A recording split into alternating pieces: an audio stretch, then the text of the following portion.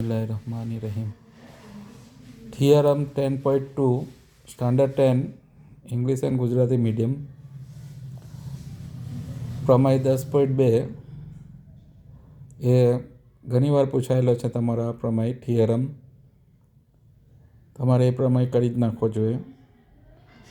તો હું ટૂંકમાં કેવી રીતે એને યાદ રાખવાનો તે તમને સમજાવું.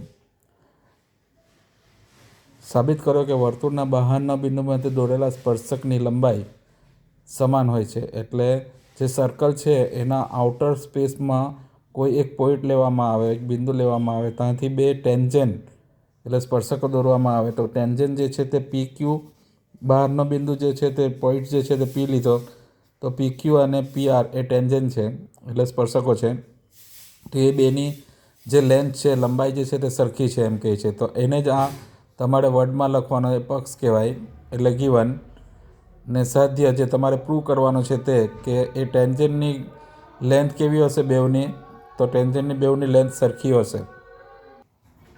અચ્છા, તો એ આ ટેન્જન્ટ એટલે કે સ્પર્શકની લંબાઈ જે છે સરખી હોય. હવે ટેન્જન્ટ જે છે, સ્પર્શકો જે છે એ સ્પર્શ બિંદુ પર પોઈન્ટ ઓફ ટેન્જન્ટ જે છે ત્યાં રાઇટ એંગલ બનાવે એટલે એ કાટખૂણો બનાવે, બરાબર. તો આ તમારે એને કા કહેવાનો ગુજરાતી મીડિયમમાં લાવે અને ઇંગ્લિશ મીડિયમ રાઇટ એંગલ. તો આ બેમાં જે ટ્રાયેંગલ, બે ખૂણા જે બે ટ્રાયેંગલ લેવાની છે, બે ત્રિકોણ જે લેવાના છે તે એક ઓ ક્યુ પી ને બીજો ત્રિકોણ છે તે O R P.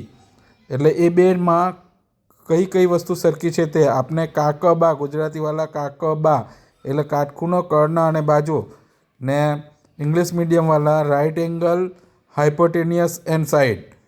Right angle, hypotenuse and side. તો રાઇટ એંગલ બેઉમાં કયો છે? તો આ ટ્રાયેંગલ ને આ ટ્રાયેંગલની વાત ચાલુ છે.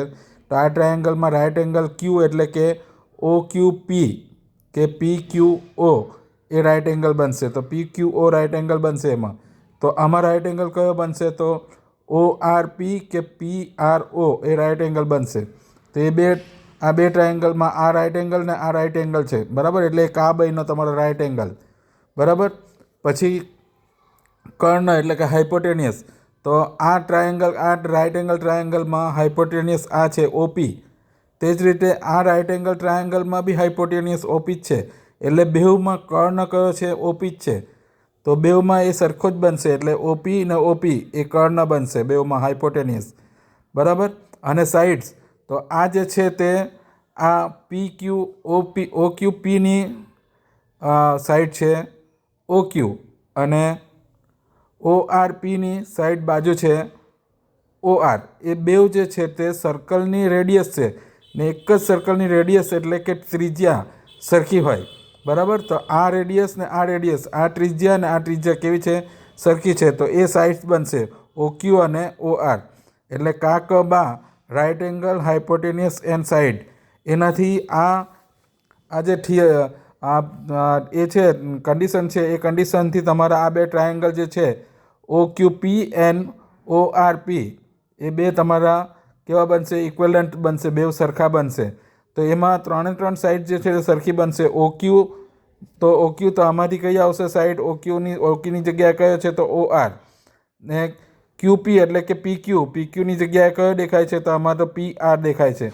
તો પી ક્યુ ને પી આર એ કેવા બની ગયા? સરખા. જે આપણે પ્રૂવ કરવાનો હતો, ટુ બી પ્રૂવ, બરાબર. તો આ ટુ બી પ્રૂવ ને આ પ્રૂવ કરવાનું ચાલુ કર્યો. તેમાં આપણે આ ત્રણ વસ્તુ જ યાદ રાખવાની છે. આ બે ટ્રાયેંગલમાં એક તો રાઇટ એંગલ કયો છે બેઉમાં તે, બેઉનો હાઇપોટેનિયસ કયો છે તે, અને બેઉની સાઈડ કઈ છે તે.